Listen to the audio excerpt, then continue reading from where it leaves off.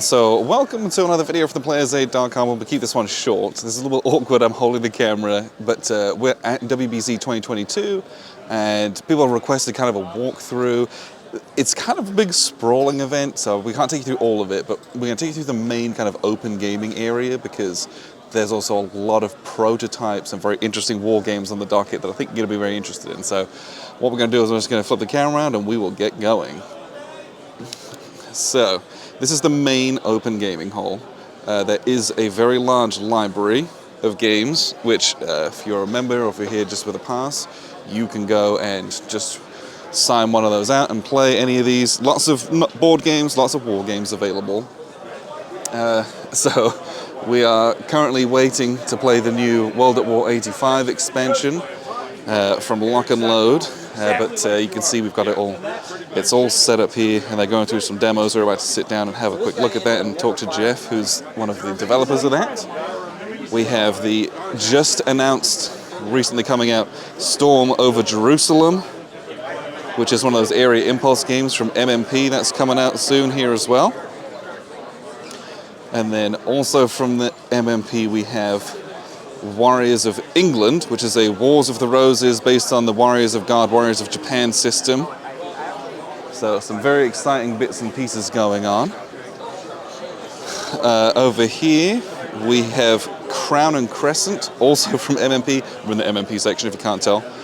This is based on the Angola system. It's a 4-player game about the American Revolutionary War, specifically the campaign in South Carolina. We just played that. You'll see an interview that coming soon. That was really, really, really good. And that's coming from MMP.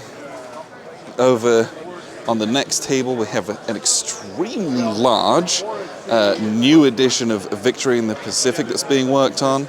This is coming to crowdfunding in 2023. It should be on Kickstarter, but if you played Victory in the Pacific, you're going to be very familiar with the board.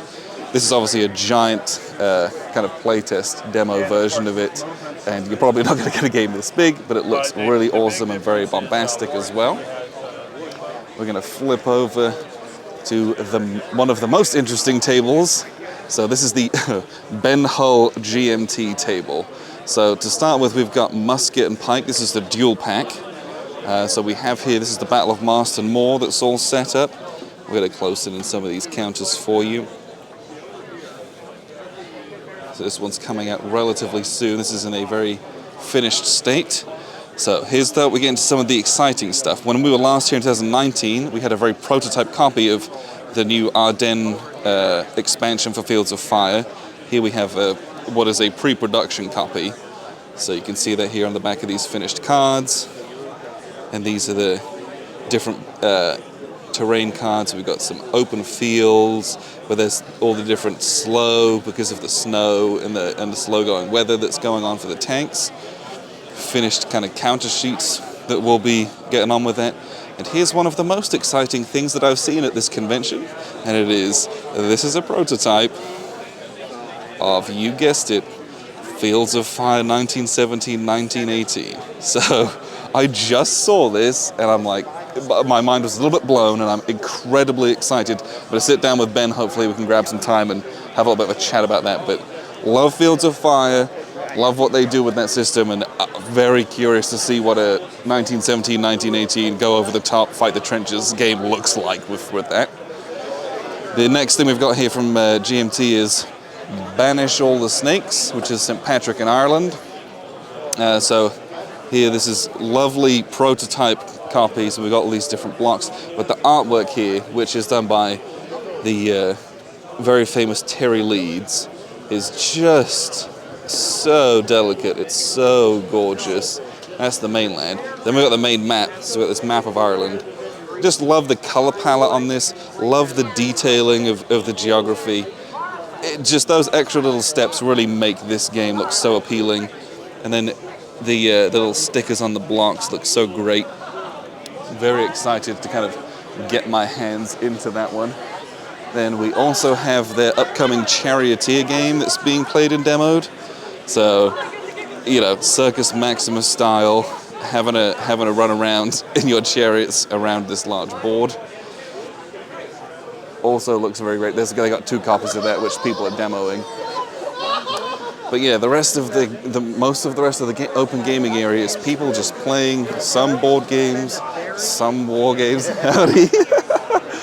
and all sorts of different bits and pieces. So we have the Great Locomotive Chase over here, which we are currently on the docket to play and demo that, which is a very thematic looking game. We're going to get on that tomorrow.